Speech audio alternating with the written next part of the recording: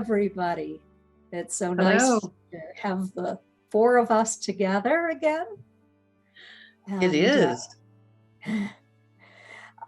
I know that we met together for a period of 2 years in 2016 and 2017, and we learned a great deal. And now we meet 2 or 3 times a year to speak with the council. But I wanted to begin by asking you, Kevin, if you would just introduce yourself, tell our audience a little bit about yourself. It's good to see everybody here. Good to get together again. I always enjoy our company and conversations. And as you say, Kathy, we've been speaking now, over quite a few years now, but over a 2-year period where we did some channeling and we got together on a regular monthly basis. So that was quite an exciting time for me, and I'm sure for all of us, because we've all learned so much together. And my background is I'm a retired police officer from the UK. I moved over here about 20 years ago with my wife and set up a small business here. I sell real estate, and I've been a lifelong experiencer. I've had contact with higher conscious beings, extraterrestrials, star families, whatever name you want to put on them. And 5 years ago, two of the ET guides materialized in my bedroom and asked me to write about my lifelong interactions with them. And that led to the journey where I met the 3 of you, and that's how we got together. And I did write a book. I've written, the first one was Spiritual Consciousness, A Personal Journey. And then I co-wrote with a couple of friends of mine, Melissa Kennedy and Edgar Yo, Tap into Universal Energy. It's just really a continuation of my story with some extra information in there. So that's my background. Is, as I said, this lifelong interaction. I didn't know where it was going to lead me, but I'm still enjoying the journey and continuing to learn and meeting fascinating people like the 3 of you, who we've become very good friends over the years. So that's a rough background of how I've got here over this. I'm 68 now, so quite a few years. So, and my contact started initially when I was 8 years old, and it continues to this day. So, thanks, Kevin. And Melanie, can you tell us about your background and also how this all began? I have been an experiencer since I was a young child, but most of my interactions have been with people who have passed over. And I have contact with spirits and angels and different beings from different places. And I had an experience prior to me contacting the MUFON organization, and they recommended that I talk to you, Kathy and Denise, about my experience. And we did. And you guys suggested that I go to the MUFON conference in August of 2016. And I did. And we'll talk more about that later. But my background is that I am an ordained Disciples of Christ minister, and I have a doctorate in pastoral education and community development. So I'm very much into looking for evidence, not just accepting things on face value. So when I met you and Denise, that began the journey that eventually led us to Kevin. And since that time, I've written about my experiences, and it's led us to where we are tonight with many, many interesting events along the way. And I'm sure we'll get into all of that. Thank you. And Denise, we'd like to hear a little bit about you and your background and how we all got together. Well, I'm a retiree from civil service, spent 8 years with the National Park Service, designing, planning, and construction of the first national park of Saudi Arabia. It's called the Asir. And then I spent my last 12 years working for the military, doing background investigations for young sailors who wanted to join the nuclear power school. And they had to be squeaky clean. And boy, did I learn a lot on how to investigate and how to do checking on someone who may have something hidden in their background. And I learned how to look for certain specific things that taught me when I was working with people who had had experiences, how to ask them questions, listen very closely to what they say. And then I was holding a meeting in Orlando, and I saw Kathy walk in, and I thought in my mind, no, that can't be her, because she lives north of here in New Hampshire. But it was her. And so I just waited to see, how the meeting went, and if I thought she felt good about it, and eventually asked her to come to my home for lunch. And while there, I told her about my experience. And also, we began to find out that through the years we had lived within just a few miles of each other in the same state. Once in Colorado, where she lived in Crested Butte. I lived in Gunnison, was only one road in and one road out of those small cities or towns. And then when she moved here, and then my dad was born in New Hampshire. I was born in Connecticut, so we're New Englanders. And it just made things very interesting. And we began to research together and then co-authored a book, The Alien Abduction Files. And now it's today, and we're still working. We certainly are. And I'm Kathleen Marden, and my background is that educationally, I have degrees in social work, and I did graduate work in education. I had a focus in psychiatric social work. And also I'm the niece of Betty and Barney Hill, the first scientifically investigated case of alien abduction in the United States, at least, probably the second in the world. And there was a great deal of physical evidence. So I've had a very long-term interest in this. I was 13 when that happened. But when I was 17, I had my own experience of being taken to craft with my mother. And so I had different perspectives, both as a person who was interested in the topic and a person who experienced the topic as well. As years went on, I ended up becoming a writer. I've written 6 books now. My latest book is a lot about what we're going to be talking about tonight. It's Forbidden Knowledge, a personal journey from alien abduction to spiritual transformation. And the work that I did with Kevin Briggs really took me along that path from fear to much greater understanding. So I'm very grateful for that. And so now this is going to be a casual conversation tonight. And I thought that maybe we would begin by talking about how we met Kevin. And I think, Melanie, you were the first to meet Kevin. Can you tell us about that? I was at that MUFON conference in 2016. And on our lunch break, I got my box lunch and sat outside the conference room. And Kevin came and asked if he could sit down at a chair across from me. And I said, of course. And he started telling me about what had happened to him. And we ended the conversation before lunch was over. And he says, do you think you could help me to get this message out? That's what they're asking me to do. And I said, well, I don't know, but I would be willing to see what can happen. So that's how that began. Denise, how about you? I know that you met Kevin at the conference as well.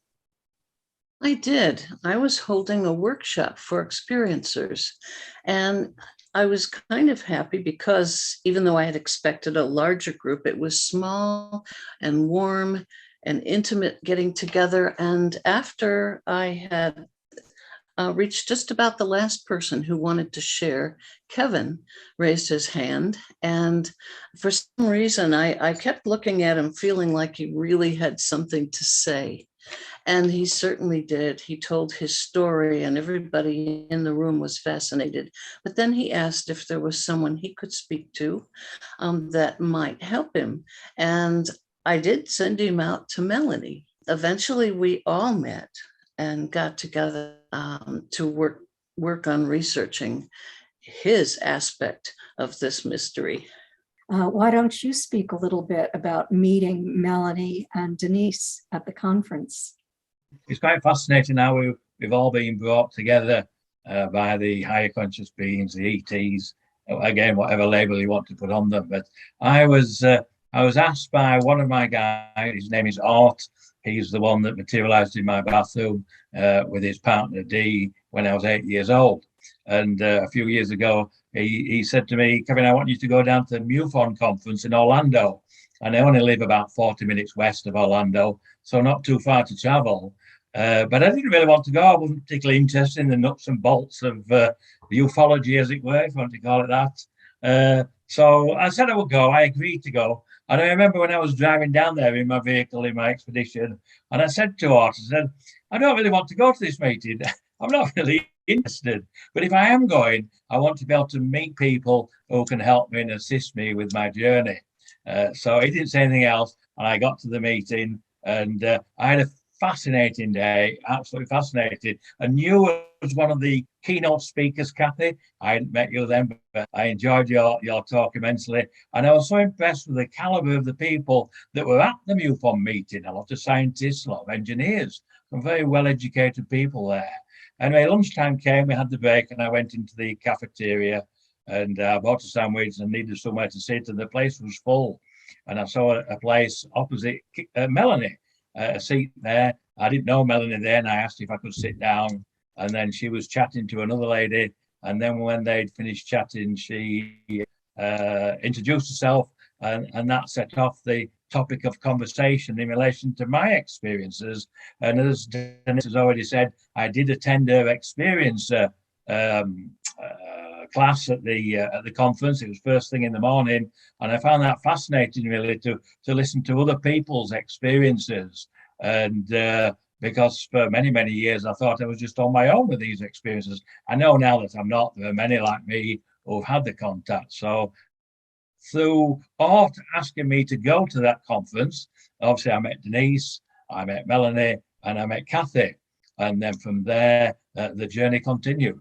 You know, I was at the conference, but I was so busy working at my vendor table and speaking from the stage that I didn't really have the opportunity to socialize and meet people.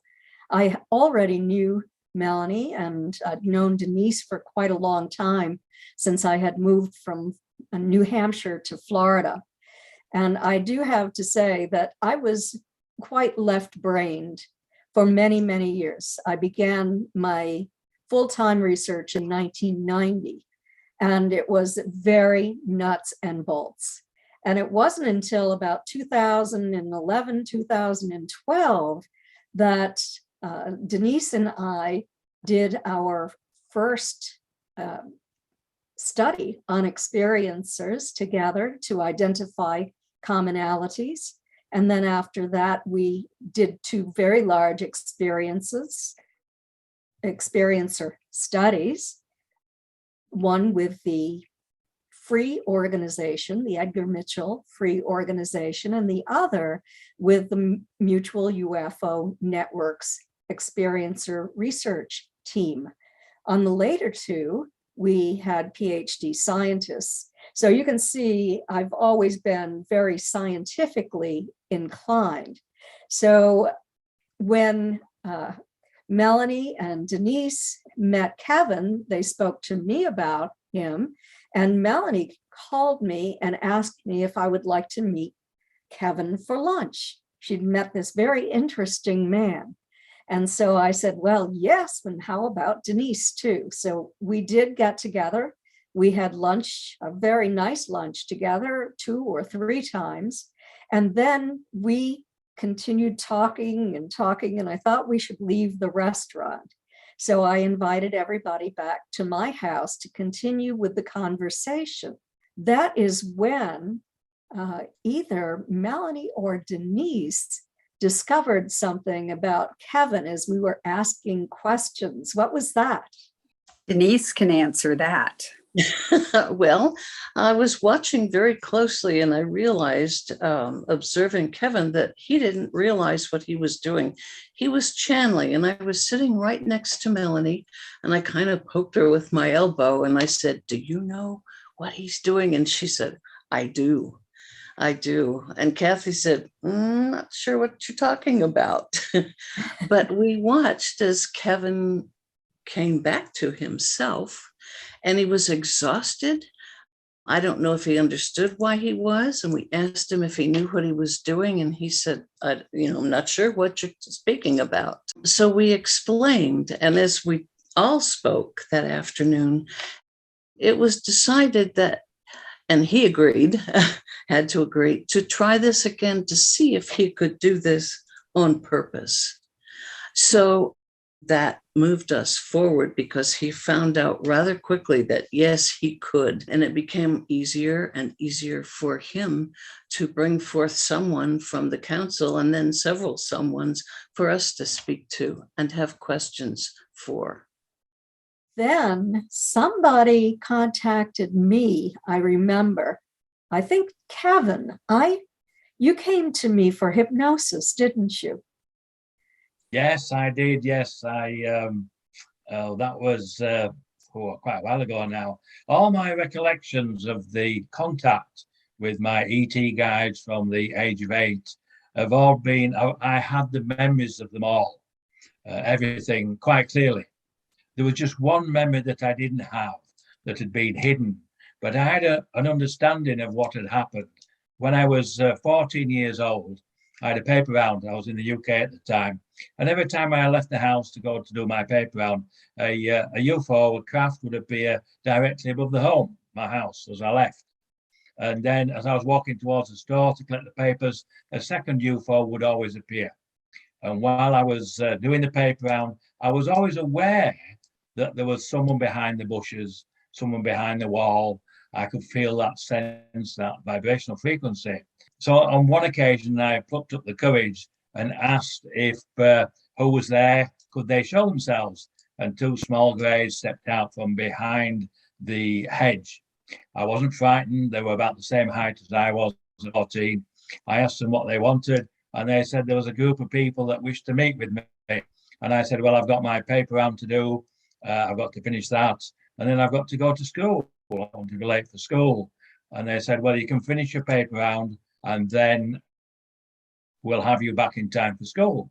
So I agreed to go with them. I finished the paper round and I was taken to a large craft, a mothership. It was that huge. I call it a mothership because of the size of the hangar. We flew into this hangar and there was a large number of different shaped crafts there.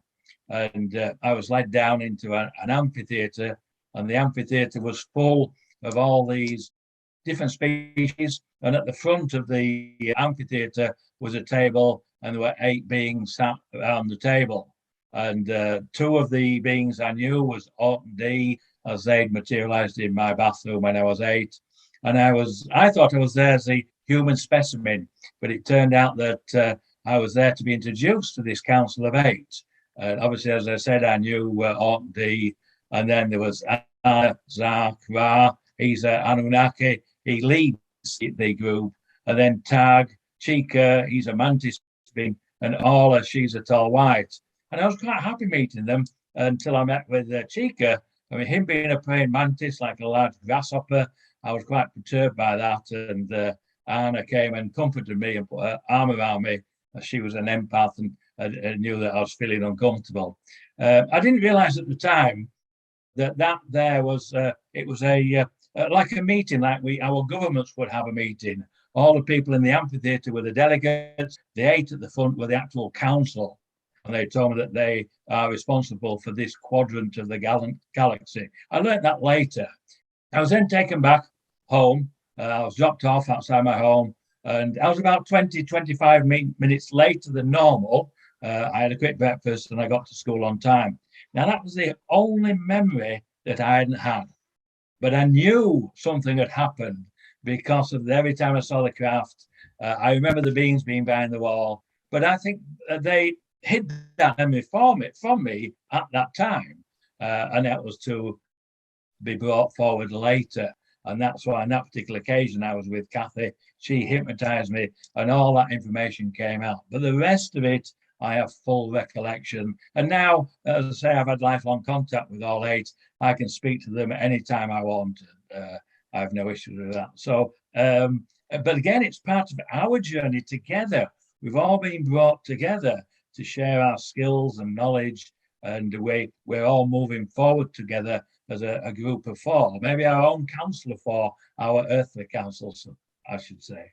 Thanks, Kevin. And it seems to me that in the beginning, you began to send information to me through emails where you would send sketches of the interior of the craft, especially the part of it that ran the craft. Also, information from Zark, the gray scientist that I met and enjoyed conversing with.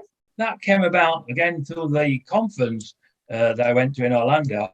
I met an engineer he was from Canada, and he asked me, Kevin, do you know anything about the propulsion systems that the ET craft use? I said, no, I don't. I said, but I can ask them for you. And I remember sending him an email, and he sent me an email back. And as I was reading the email and thinking about it, Zark channeled the information in relation to a propulsion system, an anti-gravity system, which they use in the smaller craft. And I wrote the information down. And again, that was channeled through me because someone asked me for the information. Now, whether it seems in principle it would probably work with all the information, and I think I sent it to you, Kathy, for you to share with others to see if it was a viable proposition, and see if that would then validate really the channeling in relation, because I know nothing about propulsion systems, and certainly not anti-gravity propulsion systems, but yeah, I remember that. Again, another part from the conference that I went to, and I'm sure again, what I find is that the ATTs, the Council of 8, they give me experiences rather than sitting me down in a classroom and teaching me. They'll give me an experience. And again, they introduce me to people, or people come across my path that can help me on my journey. And I think that applies to us here. And that's what we're doing. And that's what we're doing now. We're just continuing that journey, sharing our information with others, because we are moving forward towards the golden years for humanity, and we'll co-create that new reality with our ET star families. So, exciting times ahead, Kathy. Yes, I think there are exciting times ahead, Kevin. And I wanted to add that all of the details of the information that Kevin just shared are in the book, Forbidden Knowledge. Melanie, I think that you were sort of instrumental in all of us coming together to meet with Kevin. Is this true? I believe that is correct. Yes. I live 4 hours away from the rest of you, and I wanted to be part of an ongoing research to see what we could uncover. So I made the suggestion that I come, and you were gracious enough to have a guest house that I could stay in. And Kevin and his wife were great hostesses to let us come to their home. And for me, the validation that I was looking for, which wasn't good, but it was validation, I believe it was the first time we met, and we were measuring things and keeping track of temperature and vibration. And I had my phone with me, and my phone got fried. I took it to a repair shop after I got back home, and they said to me, "What did you do to this phone? We've never seen anything like this." And I just smiled and laughed and said, "I don't know." So for me, that was validation that I needed, because I'm a person that likes to have verification of the things that I'm researching. So yes, I was the one that suggested it. Kevin and his wife, Sandy, were nice enough to let us do it once a month. And from that process, the guidepost as to what we were supposed to do came about month by month by month.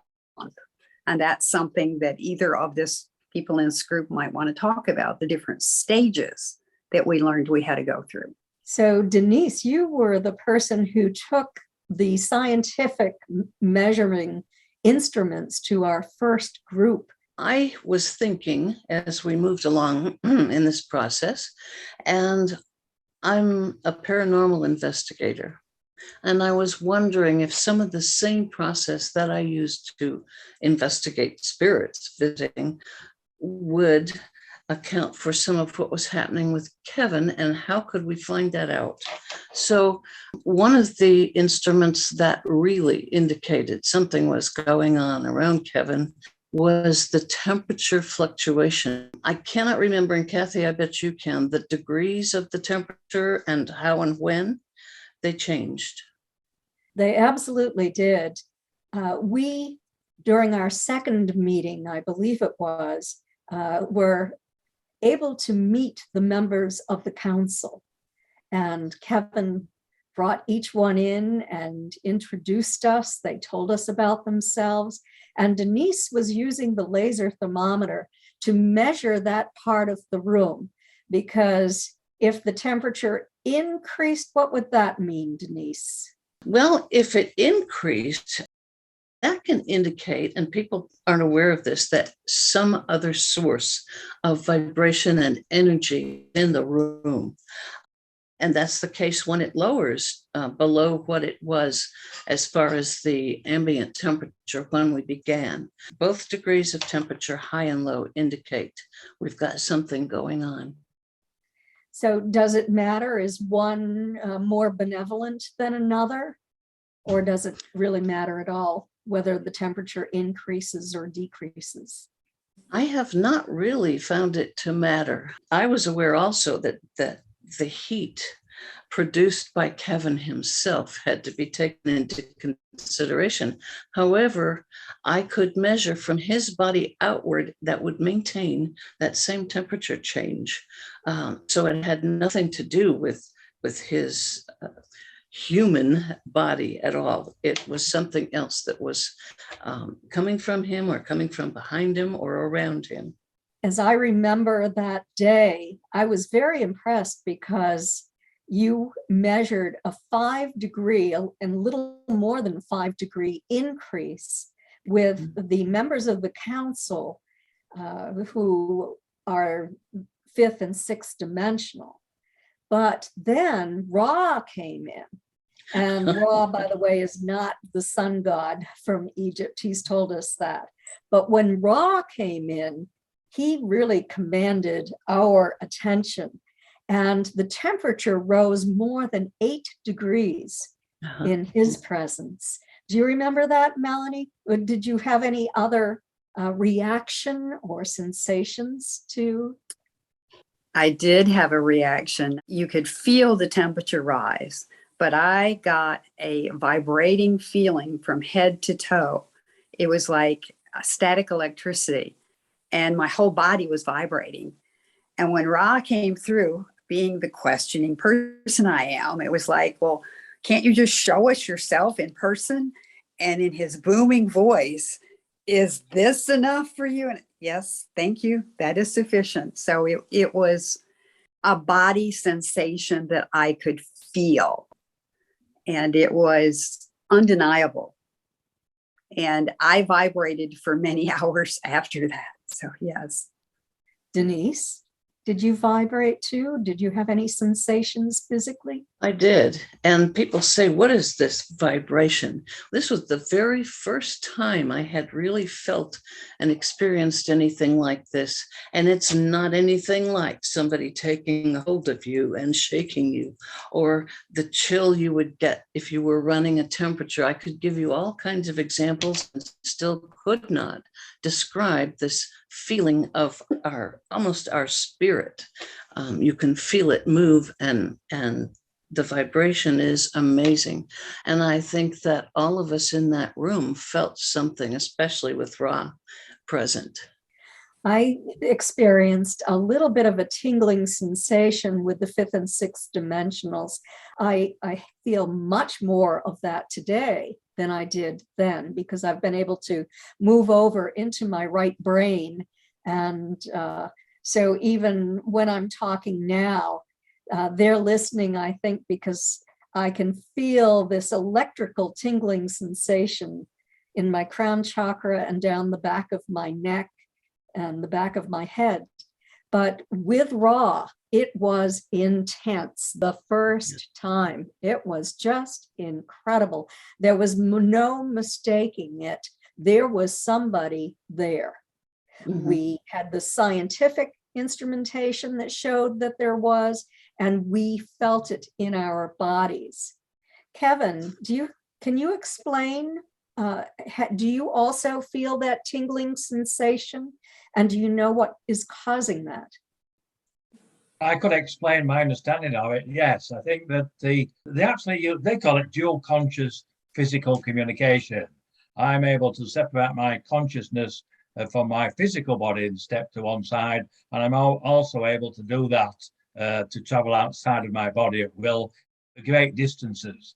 And I was taught that by when I was 9 years old, I believe. At that time, I just used it to travel locally to go and visit my grandparents.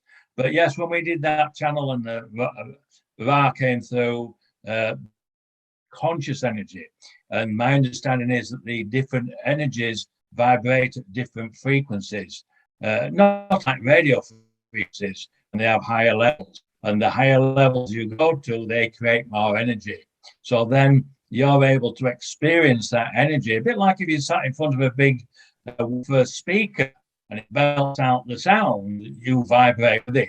Well, this is conscious energy that is vibrating and coming through my physical. And the sensation that I get is I get extremely hot. And when we first started doing this together, I would sweat profusely and the energy would actually drain me. As I became more experienced with the channeling, I was able to be more comfortable. I didn't get quite as hot. And so, yeah, it's actually the conscious energy that's coming through. And you'll feel that because of, and especially Ra, he's a ninth dimensional being.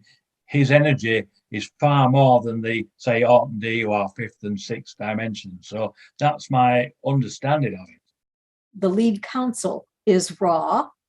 And it was my understanding that the tingling, that electrical, I call it electrical tingling. People describe it in different ways, but I think we're all experiencing the same thing.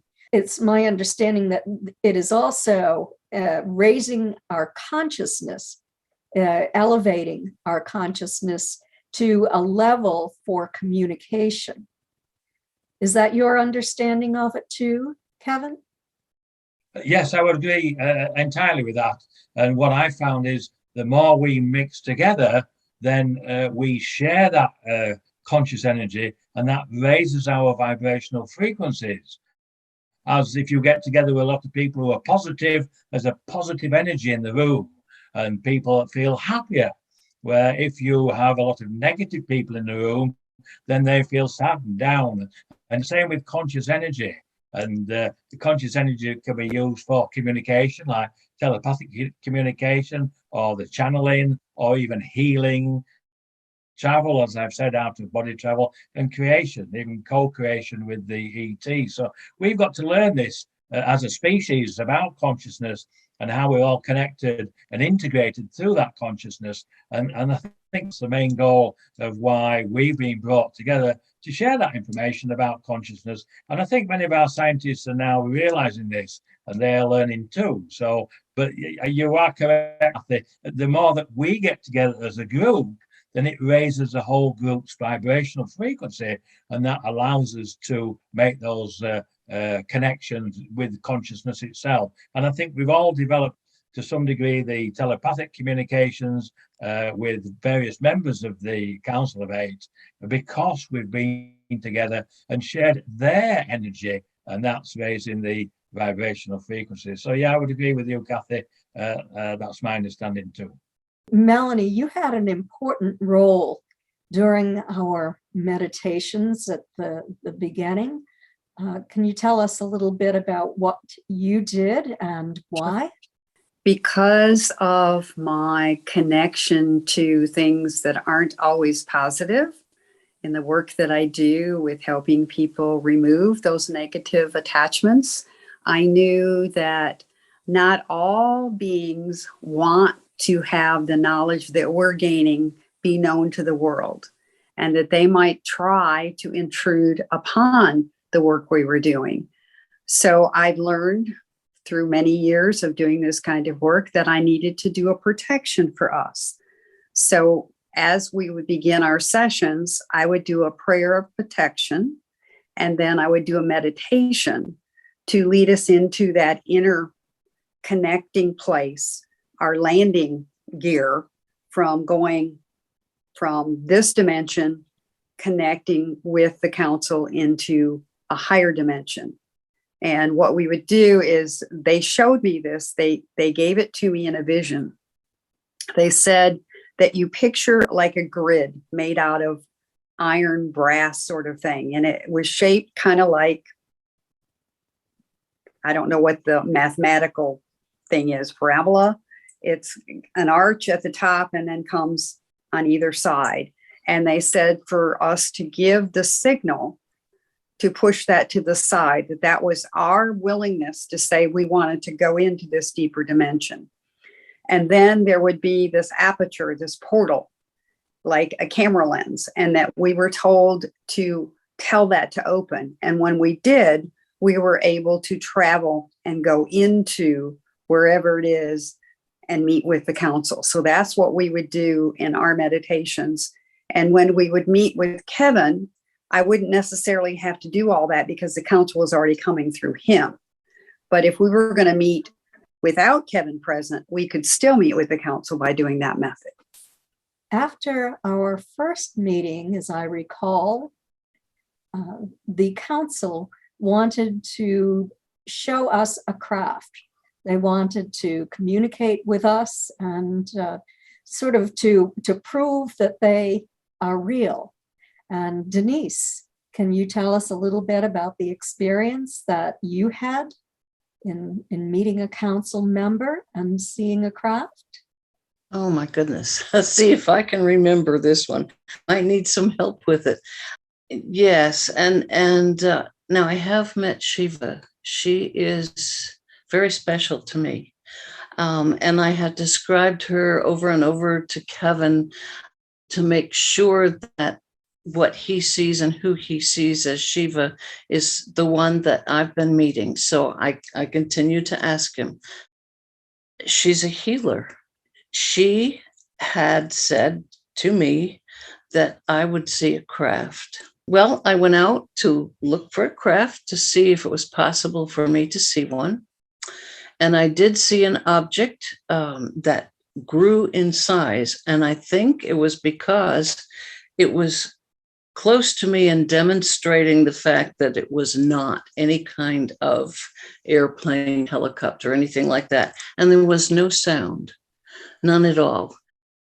It was, again, such a great size when it fluctuated that I knew in my own mind that I was looking at something that one of the council had sent me.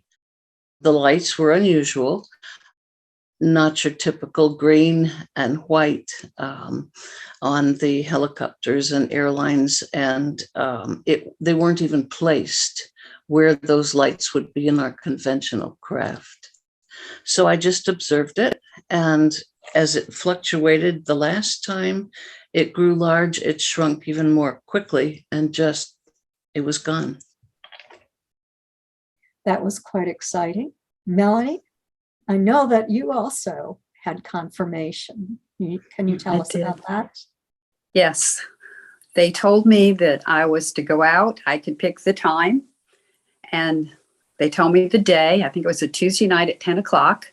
So I'm waiting all evening, getting so excited. I'm going to see something. I'm going to have proof. And I go out at 10 o'clock, and there are my neighbors within a few feet of where I'm standing, partying. And I'm thinking, oh, no, now they're not going to show me a craft. So instead of showing me a craft, there was this flash of light. And I thought, okay, There's no airplane. There's no helicopter. There's nobody with a flashlight. And so I said to them, I said, if that is you, please flash the light again. Flash, flash. I said, okay, if it is you, then stop the flash. And it stopped. All right, if it is you, flash. And they did. So I got my confirmation. And I asked later, why didn't you show a craft? And they said, because your neighbors were there. And that was not going to be something that would be received very well. So we did it this way. And I said, okay. Do you remember what council member you were in touch with at that time? I have been in touch with so many of them, but for me, the main connector, Shiva. So it was probably Shiva because she has appeared to me. So yeah, I don't remember exactly. I'd have to go back and read my notes, but it was probably Shiva. Can you describe what she looked like when she appeared to you? And then I'm going to yeah. ask Denise too. Okay, yes. She is between 6 and 7 feet tall. She, to me, is kind of like an iridescent blue. She has a bird-like feather wings, and she's very gentle and calming. And I was sick with a illness that I have, a chronic illness, and she came over my bed and put herself over me and just like a loving hug. And after that, I started to feel better. So yes, she does have healing powers, just like what Denise said. And Denise, how do you see Shiva when you see her? Very similar. She's kind of it's soft, but at the same time, it's a shimmery blue. And her wings, to me, are tall and long. And if she approaches, you feel like you're being wrapped in the wings. I've had that happen a couple of times, and you feel a tremendous sense of well-being. She's just a very special entity. So that's the way I would describe her. Her beak, I usually see her looking down because she's so tall. So she's looking down at me, and I see the feathers coming back on her head. And that's just how she shows herself to me. So I know Shiva as a ninth dimensional entity, and the ninth dimensional entities do not have a physical body. And they explain to us that they would appear as we would expect them to appear. So Shiva and Ra might look different from one of us to the other. And when I have seen Shiva, she has not been solid. I have been able to see through her, but I could see those large, almost like angel wings. I think of her in a sense as an angel. And she is there to heal. And I know that if you ask her to heal others, she is able to do that as well. So that's really nice. Well, I want to talk about Zark. Zark is a little gray scientist, and he wanted to see me because he said I had a keen scientific mind. And I first met him sort of in a dreamlike state. It was just before I awakened in the morning. So it was more hypnopompic in a sense. I could see that he was about my 5-foot height, that he was gray. He wasn't the stereotypic tiny gray to me in the way that I saw him. And he communicated telepathically. And in this sort of hypnopompic dream, I was going to meet him, and we were at a university. And the faculty members and graduate students were doing an experiment. In this experiment, Zark would appear to them. And so we were standing, waiting for Zark to appear. And we waited and waited and waited. And he didn't come. And everybody was disgusted, and they left. And then I was just standing there wondering, thinking, this will ruin it. They'll never go through this kind of experiment again. And then he appeared and he said, "Where is everybody?" And you know, what I've discovered is that sometimes the timeline is a little off because they don't experience time the way we do. So, you know, it was just off by a few minutes in that case, if it was more than just a dream. But that afternoon, my husband and I were driving to Disney World, where our grandson was performing. He's a member of the Boston Choral Group from Boston, Massachusetts. And as I was riding in my husband's truck, Zark came to me. I could feel that strong tingling through my body, and he communicated with me telepathically. We just said a few things to one another, and I was recording what he said. I wanted to know if he was dead. I wanted to know if he was a ghost. And he told me, no, I'm not dead. I'm just in a different dimension than you. My atomic structure, I guess it was, vibrates at a higher rate. And for that reason, you can't see me, but I'm here. You can feel me. And then I asked about funerals. I asked about what you do with your dead. And, you know, I talked about how we bury our dead or we cremate our dead. He's just said to me, well, we don't do it the way that you do, but I don't know precisely how that is done at this point. And then he was going to come to me and show me the craft. So I was out at 5 o'clock in the morning, and he was on the deck with me. I could feel him. I could communicate with him telepathically. And I was looking out on the lake, and suddenly I thought craft was rising up out of the lake because there was about a 40-foot circle on that lake where the water was just whirling in waves. And I'd never seen that before. I mean, there's a little circle of the duck paddles, but this was nothing like a duck paddling.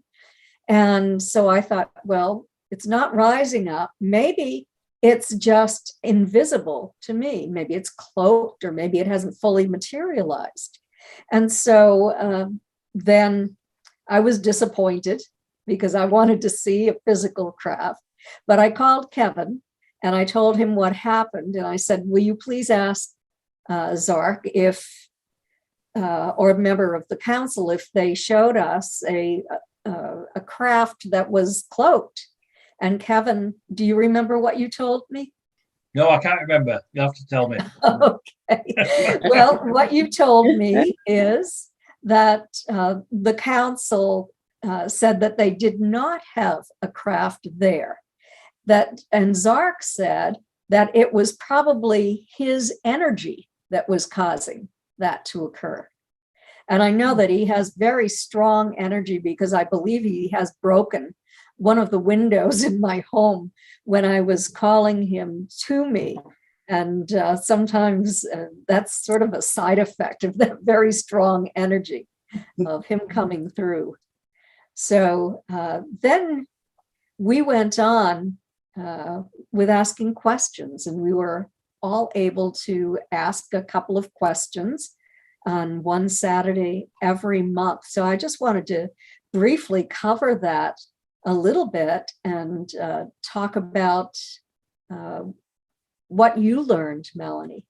What I learned was that I had to get out of my left brain and stop looking for evidence, because what they taught me was I could communicate with them telepathically. I didn't have to have the visual, physical evidence. And when I began to believe that was possible, they began to teach me how to raise my vibration so that I could then communicate with them. And now it's 2022, and it was started in 2016, and now I am able to communicate with them at will. And in fact, I've had 2 of them come to me this week. And my funny thing with Zark is that he likes to play tricks on me.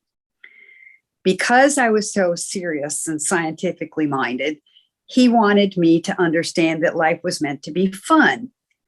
So I would be coming down there to have our monthly meetings, or I would be taking a trip. I'd lay out my clothes with my jewelry, take my shower, come back, and one earring would be missing. And so I learned over time that Zark was the one that was playing the tricks on me. And he said to me, "You just take life too seriously." So what I've learned is to not take life so seriously, and that I can communicate with them at any time I want or need to.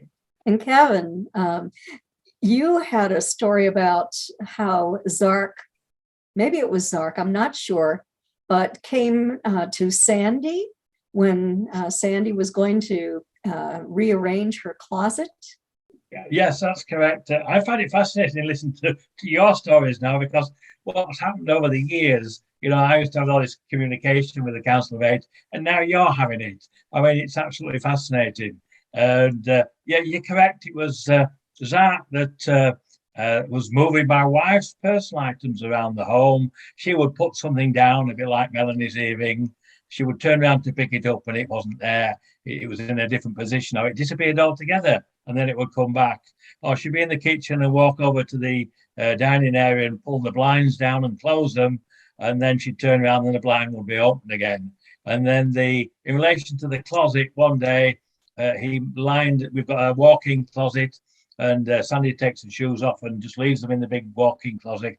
Well, Zark had rearranged them all in a neat row directly along the baseboard. Sandy thought I'd done it, and obviously it wasn't me.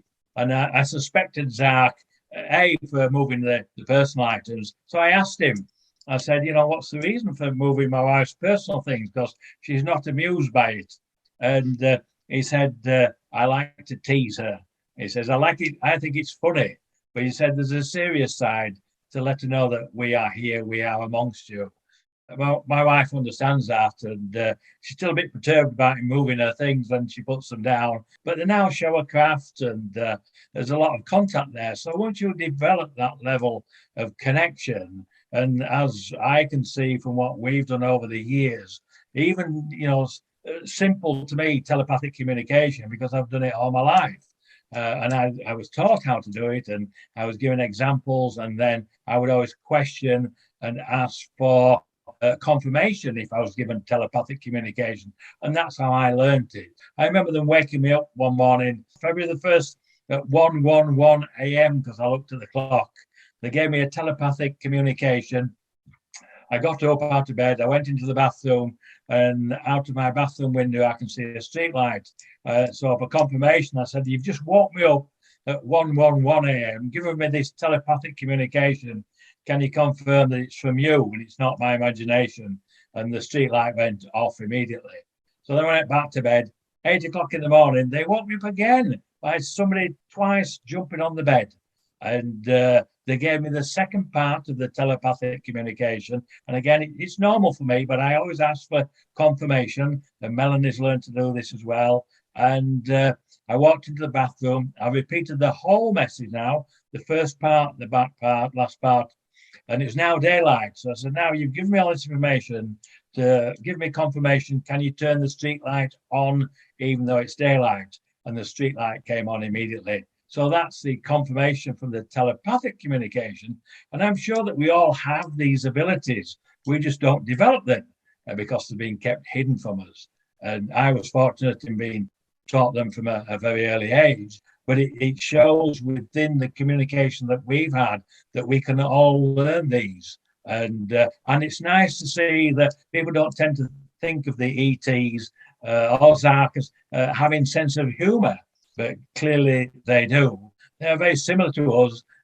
Some of them even look like us, some a difference in appearance, but they still have work, they still have relationships, they still have offspring. They're not so dissimilar from us. And once we realize that, it'll take away the fear that some people have, and we can explore that communication, and we become interdimensional beings ourselves then, because we are using our understanding of consciousness for communication, such as the telepath. And once you achieve that, it's a fascinating way to communicate. But even to this day, if I receive some communication or a download, I know, which is another form of telepathic communication, they gave me some information in relation to the quantum unified field theory. I won't go into its specifics, but when they did that, I said, look, you've given me all this information about the quantum unified field theory. I really need, can you show me a craft to confirm that information's come from you? And a craft appeared immediately outside of my pool area. I went in to get my wife and I said, Sandy, come outside quick, there's a craft, come and have a look at it. And we went outside, the craft was still there. The second one appeared, third, 4, 7 in total. They flew silently over our heads and changed direction about 80 degrees and then disappeared sequentially as they had appeared. So that was good confirmation. And then another download a little bit later, I was sat on my pool, just relaxing, just having a coffee. And they gave me a download about the theory of everything, of which I didn't know anything about then. But again, I said, look, you've given me all this information in a download in an instant. I really need confirmation. Can you show me a craft? On this occasion, a craft appeared and it just flashed 1, 2, 3 times. Well, that's sufficient confirmation that that communication is real. And I say, I find it fascinating sitting here now listening to you tell your stories of how you've developed your telepathic communication. And that's by raising our vibrational frequencies and understanding that we do have these abilities. And if we are going to communicate with our ET star families, extended families, then we have to learn to speak with them. We might say in their language, but using conscious energy as the conduit for communications. Again, just I'm so excited for the future, exciting times ahead, because if we can do this as a small group, then collectively as a species, we can learn to do this. This should be taught in schools in relation to communicating with the higher conscious beings. We are a part of that. We are part of that shared consciousness. I have been trying to convince Zark to come back and rearrange the atomic structure of the window that broke. That would be good confirmation that I could tell everyone about, before and after pictures. So, Denise, would you like to say anything about the council or what you learned from them? Yeah, I have learned that if you pay attention, especially when we were working together, that there are some things that go on that as a collective group, we all sense at the same time, such as the vibrations, such as realizing something in that room that wasn't in the room before, and to begin to describe one at a time what we're seeing when we try to discuss a member of the council. It's almost like when I was describing Shiva to Melanie, that I could also see what she had seen. I might have then seen it a slightly different way, but at the same time, I knew what she saw. And the more we are working on this, I think the more this type of thing would occur. And also, I wanted to say that when we had some, kind of non-believers in the room, when we were there one weekend, all of us that were positive and were believers and knew what we were seeing was real could sense all at once that we had someone there who was wanting to cut this into pieces without saying anything. We all knew this was going on at the same time. So we are actually using mental telepathy, I believe, without even knowing it, with each other already. That kind of person can actually lower the vibration in the room, can't they? Yes, absolutely. And I think that's what we all sensed, that one day we lost track of what we were doing because of that negativity in the room. As a matter of fact, I think that we closed up early that day by a few minutes, just because of that sense of loss of vibration and negativity was in the way. It can make a big difference. I have read studies that have been done on telepathy and how skeptics who come into the room can interfere with whatever experiment there is. And even people who have higher abilities are not at their top level every day. It can vary from day to day. But if you bring a skeptic into the room, they can lower that vibration and sort of throw a stick into the middle of everything that you're attempting to accomplish. Mm-hmm. I think that's really important to know. Oh, yeah, I think so too. And I think that all of us, the four of us here, realizing it, know that when we work together, it's important to know that we are working and using a combined effort and believe absolutely what we're doing, especially now that we've seen it and experienced it from day one. Feels like they have really proved themselves to us, that we know they're real. And although I have not seen anyone in the full physical, I've seen Shiva in where I partially materialized. I have seen Chica in my mind's eye, and I interpret Chica as being a very jolly fellow. In fact, I saw what seemed like a cartoon grin that went up one side of his face, just like a cartoon smile. And I really liked his energy when I saw him. This was during a meditation. And is that a correct observation, Kevin? Yes, I would say so. He does look like a grasshopper, or, a big insect type being, but very intelligent being. And but yeah, he has these very large mandibles.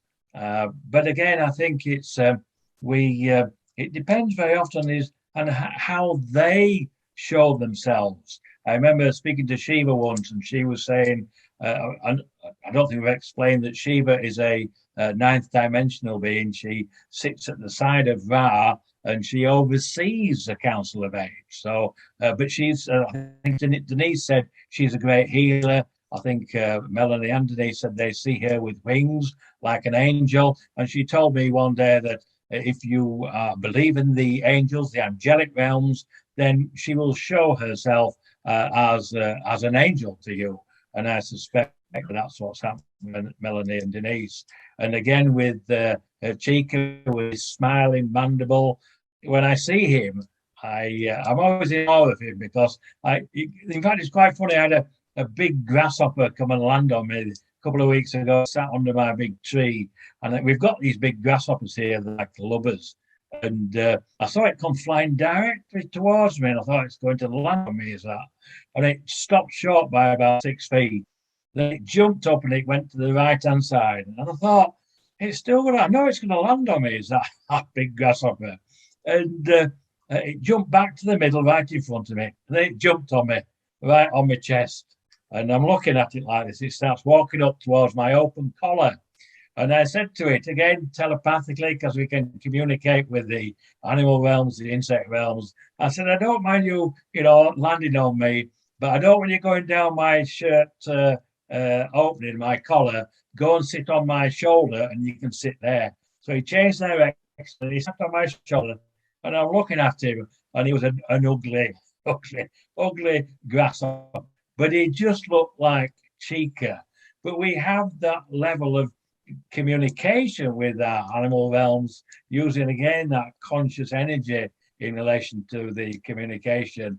And perhaps if we get time later, I might tell a story with my brother and his butterfly communications in relation to using conscious energy again as the conduit. So yeah, we are getting to know these beings. And they said they'll show you them in their mind's eye. Sometimes they do physically appear to me. Not all of them, but some of them have done. And sometimes if I want to contact the Council of Eight, I can relax, meditate, open my mind, as I call it, and all eight will appear, but they'll just appear as pure conscious energy. as fluid, golden, orangey colour. And they'll stand in a semicircle. Then as they speak to me, they will step front and forward and communicate telepathically, and then step back when they're finished. Then the next one would step forward. So that's another way that they communicate. And I had all 8 in my bedroom one evening. I've been looking for them because I hadn't seen them for a while. So I left my body. I travelled to Andromeda to see if I could find them. Couldn't find them anywhere. I came back, I went back into my body, and I woke up. And as I woke up, all 8 were looking down at me in my small bedroom from the ceiling. And I said, I've been looking for you. And they said, yes, we know. That's why we're here. And also within the room was a huge mothership. And I said, look, all 8 of you are in my little bedroom looking down at me, and you've got a huge mothership here. How can you do that? And they went on to explain how they can do that. I didn't fully understand it, but clearly it's something to do with the space, time, and dimension. But as we all grow and learn, their communication gets stronger, and they're quite happy to share technologies with us and meet with us. That's what they do, and we've proved that with our small group. We've all each got communication, and I know my wife Sandy has now. They showed a craft, it materialized, and she got a photograph of it. It was she was taking a photograph of a rainbow, and then the craft appeared under the rainbow. So she got a quick photograph of it. But what was interesting with that particular exercise, I was in the bedroom, and I thought I'll try and communicate telepathically with the Council of 8. I wasn't able to get in touch with them, but I picked up a small craft that were flying past, and the guy that was piloting it, his name is Tia. He's a small grey, and I asked what he was doing here, and he said, well, we were in the area, and we deviated from our flight path to come and see where you live. So I had some other conversation, and then he said, I'll have to leave now because, as I said, we deviated from our flight path. So he left. Nothing unusual for me, just a form of telepathic communication. I looked at the clock and it was 8:30 a.m. I went out and met Sandy on the pool, and she told me about the rainbow, and then she told me about the craft, and she showed me the photograph. And when I looked at the time on the photograph of the craft under the rainbow, it was 8:30. That was confirmation, A, for my telepathic communication with Tia while I was piloting the craft, and again to give Sandy, to bring her into the fold, as it were, with her own contact and communication. So we're all learning together, and we need to expand that learning and knowledge globally, really. So we all have these abilities, and we all grow and learn about consciousness. So yeah, each step is a small step, but when we look back when we all first met and we were total strangers, look how far we've come. Look how much knowledge we have now between us, and we can now share that with others. So it's fascinating, really. I know it's changed me completely. And Melanie, is there anything that you would like to add? What I have learned is that we are all connected, and that consciousness is really the goal. And that as we connect with them, and we connect with one another of this earthly council, and we invite others to do the same, we can make some positive differences in our world, including, I think, to change the direction of where things are going concerning so much anger and violence and war and that sort of thing. So my hope is that as we do our work and expand our work, that others will join and we'll have a more peaceful, loving world. Nice. That would be wonderful, wouldn't it? Denise, what would you like to add? Well, I feel very special to have been a part of this. Learned so much from everyone here. It's been important in my life because we all had different personalities. We all tend to react a certain way to something when it happens to us, whether it be negative or positive. So I've been able to balance some of what was my kind of scattered sense of how I should handle things. Well, Kathy reined me in a couple of times, and yet I saw her learning and developing and accepting some of what was going on around us a little more than questioning it and saying, I don't know about that. We've all opened up and come to a balance that I think is very special and that should be given to others as much as possible. It's very positive. As I said, it changed me completely from relying on that left brain part of myself, where through my scientific training in academia, and allowed me to open up, to learn things and to feel things that I had never known about before. And it's all been highly positive. Carl Jung always talked and wrote about the collective unconscious. I talk about the collective consciousness, which is just what Melanie was talking about as well, that we all share one consciousness. This earth, this planet has one consciousness, and all of our thoughts and behaviors and everything that's in the media as well, all combines in that collective consciousness. And there is a lot of negativity in that collective consciousness. And as I see it, it's our job, and I'm entering a plea for everyone who's listening to this, to send love and light into the collective consciousness every day. Show your appreciation for the trees, for the animals, for the inanimate objects outside. I live in Florida, so I have a lot of little lizards, little geckos scurrying around all the time. And they were always very fearful of me. But I started projecting love toward them, this telepathic sense of love. They would stop in their tracks and puff out a little red throat at me and just look at me. And I've tried it with the birds and with the cows down the street and in the pasture. And it really does work. Even with plants, your consciousness can make all the difference to a plant as well. And this has been shown in scientific experiments. And Denise, you had that experience with a plant, didn't you? I did. And I can say my grandfather was a horticulturist. There was not a thing he couldn't grow and have it so healthy and happy. I was the total opposite. I could look at a plant and it would die. So Kathy told me that she had begun to speak to the plants and to send them love and well-being. And I was given an orchid by my neighbor. And I thought, I am going to do my darndest to get this thing going, keep it alive, make it healthy. And so I have done that for the first time in my life. That orchid is green, it's growing, it has bloomed 7 orchid blossoms at a time. And I haven't done much to it other than pay attention to its needs and speak to it when I give it water. I'm so happy to hear that, because you said you always killed plants, and that's why I suggested that you would send love to it every day, speak to it, and it really does work. And it works on people. It works on everything.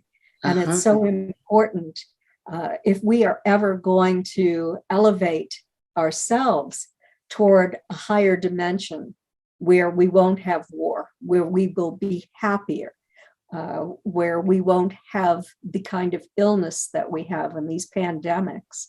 We really do need to raise the Earth's vibrational frequency in the collective consciousness as well.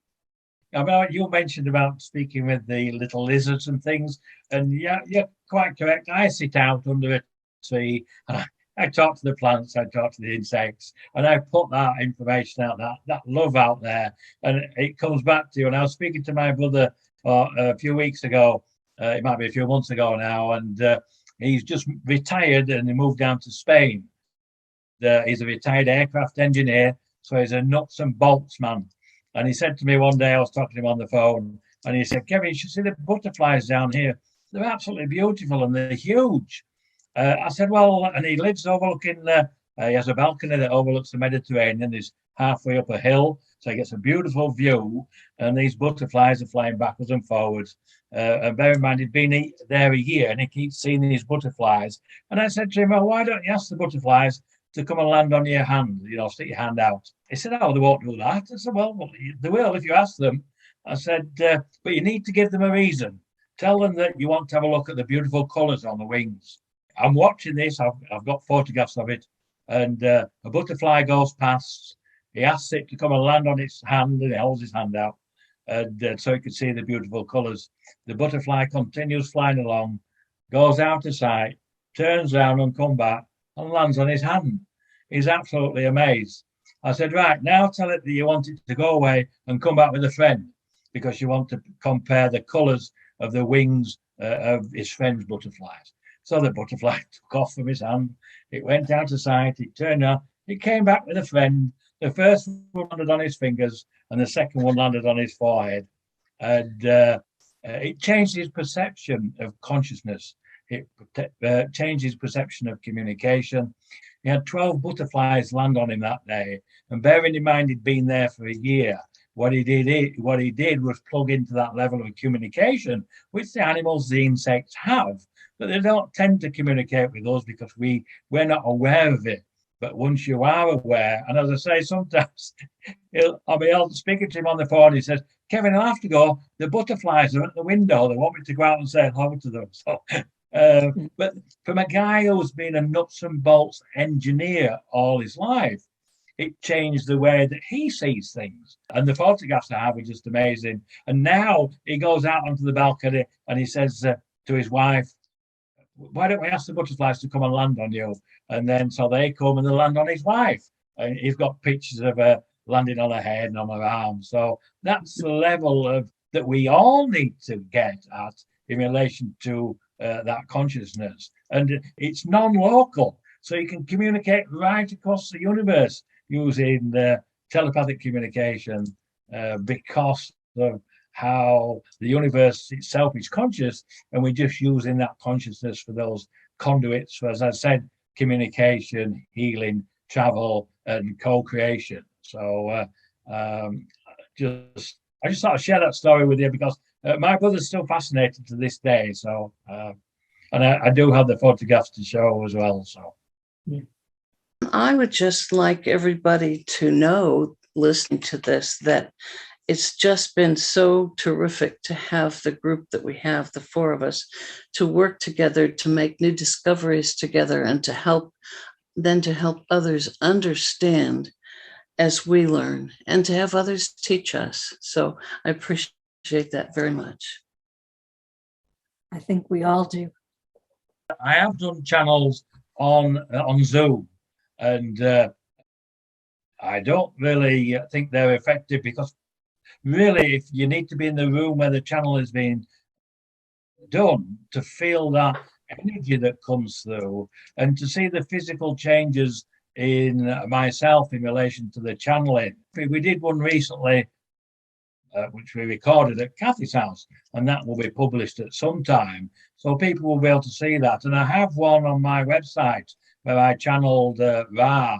I think the main purpose was for the four of us to learn in relation to the council, and I can communicate with them anytime, telepathically with any of them. I don't have to channel, I just have to have the telepathic thought and then see what comes back. So it's totally different for me. And I think the reason why they chose to channel was to show how consciousness itself was just used as that conduit, really, I think. So I have to agree with Kevin because his conscious decision to channel almost needs the quiet of the room, and he has grown as we are sitting there, and you can feel the energy that builds, and it's just not going to come across the way that it should. I don't think that it's the entities, the council are able to give exactly what it is they want to teach this way. I want everyone to know that in the book, we have included 120 questions and the detailed answers to those questions from the council. So that information is all available in that book.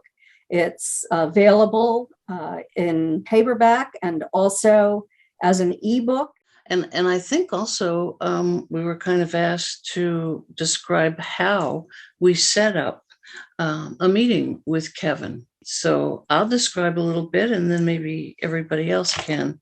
When we decide that we're going to do this, it was at Kevin's home and then a couple of times at Kathy's. And ahead of time, we decide what questions are pertinent to our research and the answers that we are looking for, whether they are something we want or something we don't want in their responses. And you can tell while Kevin's channeling that you're getting the real deal. It's so different, and to sense that through the vibrations that we all feel. And then record every word of it, and Kathy translates for us.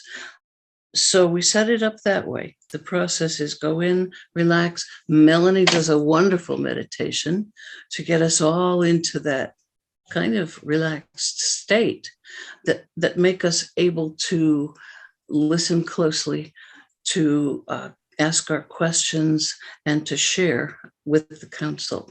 So it's a process. Wouldn't you agree, Melanie? I would agree. And that the process doesn't begin just when we get there. The process begins for each of us as we meditate before we come together. Mm-hmm. For many of us, me especially, I keep a journal of the things that I want to ask them. And sometimes even before the meeting, they'll give me the answer. So by the time I get to the meeting, the question has developed into multiple layers from where the original question started. And oftentimes the answer I'll get is, you know, the answer to that, to your question. It's like, yeah, I was just looking for confirmation. And so it's just validation for me when it happens that I do know what I need to know when I need to know it. And if there's something that needs to be revealed, they will reveal it when it's necessary, not before. And so I had to learn to trust the process. And I'm not very good at being patient. I want the answer today. And they taught me, you will get the confirmation that you need when the timing is right. If one thing was important, a lesson that we learned, it was to be patient, that they were not going to hand over everything to us immediately. And there was a reason for that. We had to raise our vibration. We had to learn about consciousness. We had to learn about spirituality. We had to learn about the vibrations and the different frequencies and the different dimensions. It was all part of the learning that we did. And it was extremely important for us to be in the room together, to prepare over the month the questions that we wanted to ask and to talk with one another about that. And then we would take those questions in, and each of us would ask after Melanie prepared us. And we were just seated in very comfortable chairs in a living room. And Kevin was seated in a comfortable chair as well. And you'd always close the blind. So it would be still daylight inside, but not bright sun beaming in on us. So it really is an important process to do in a physical relationship with one another, being in the room, because that's where it all takes place. The interaction, the sensations that we receive as well. That's why it simply does not work well if you're doing it at a Zoom meeting. It's not effective. It loses its meaning in a sense. Very much so. And then Kevin goes through process of we we ask him, he pretty much asks the counselor, these questions all right? Are we prepared to hear the answers and give it a go with what we've put together? So again, it takes some work, some understanding of each other and what we're doing, and also in the confines of a space that we're very comfortable being in. And a protected space. Exactly. Absolutely. And in terms of messages we received, is there anything that stands out in your mind, Melanie, that you'd like to mention? I moved from having a connection with extraterrestrial beings to having a connection with interdimensional beings. And it took me through a process of understanding that near-death experiences, extraterrestrial contact, out-of-body experiences, they're all just part of the same thing. And so it took a lot of the questions for me out of, well, what happens here? What happens there? They're all connected. So that was very useful for me to know that. And it's helped me in the work I do with clients. The various dimensions and learning, because I could sense it myself. I had a near-death experience, and what Kevin described through the council is exactly the same as what happened during my near-death experience. I connected those dots. I connected the ability to reach out to each other and to the council and to grow from it. But I'm fascinated with the various dimensions and how to get there. What stands out in my mind is that the council said that they have been here for a very long time, that they're here to assist in our development. And that's the thing that is really the most important to them, so that eventually we will be able to become part of this larger federation. And they have the same concerns that we've heard from our ETs on the craft when they've communicated with us about our use of nuclear weapons, about our environment, and that sort of thing. So Kevin, would you like to add anything about the messages that they have yes, given I think us? we've covered most of them here. But yeah, they're greatly concerned about the pollution of the planet. I know they're particularly concerned about the radioactive pollution at the moment, still coming from the Fukushima plant in Japan. And they have technologies that they will share with us that can help to clean up that radioactive pollution. But they do need to be invited here now. And I'm working towards that. They have requested through me for a mandated protocol to be implemented to receive them. And once we can get a mandated protocol to receive them, then we, the citizens of Earth, we who have the contact with, and there are different councils, not just the Council of Eight that I'm in contact with, there are many others, many other species are here. And we, as Kathy said, they're here to help us develop, help us in our evolution, and then help us co-create. We can co-create that new society that we desire for our children, for our future generations, a new society that will include them. And that's where we're heading now. And I think we're heading there at a very fast rate. And I think we need to do, because we're on a path to destruction. That, as Kathy said, they're very concerned about our nuclear weapons. They're very concerned about us as a species, humanity. They've told us, I think one of the messages was that we've reached this level of technology in the past and we've destroyed ourselves, destroyed our societies, and we have to start again. And we're at that level now, and they don't want us to see us destroy ourselves. They want to help us with that transition to our understanding of the higher levels of consciousness and create that new society. And again, as Kathy says, to join the Galactic Federation, to become who we really are. We've lost our galactic history, and hopefully with the education that they've been given to many, not just our small group, but I'm sure that the other councils are educating others as well. So this will be a global communication with our star families, and we're part of that process. We will be inviting them.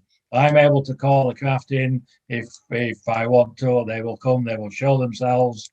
And if we get a large group, and we've already spoke about the raising vibrational frequencies within a large group, if we as a large group all have contact, and there are many of us, get together in a gathering at a conference and invite them. I've already done that at a conference with a couple of other experiences, and craft appeared for 1 hour, 20 minutes for the conference. And then on another occasion, each of us, 3 of us asked for a craft to appear, and 3 craft appeared. So we have that ability to call them in if we need to, and meet with their ambassadors. The Council of 8, I believe, are the ambassadors. And when I was on the craft when I was 14, all the other people were the delegates of the different people that live within our galaxy. In fact, they said the quadrant of this galaxy. I never thought about it being split into 4 quadrants, but life must be huge out there, and we need to develop and become part of that. Otherwise, we may end up being destroyed again, as we did in the past. So, but again, I'm still very excited for the future, and they do tell me that we're heading towards the golden years for humanity.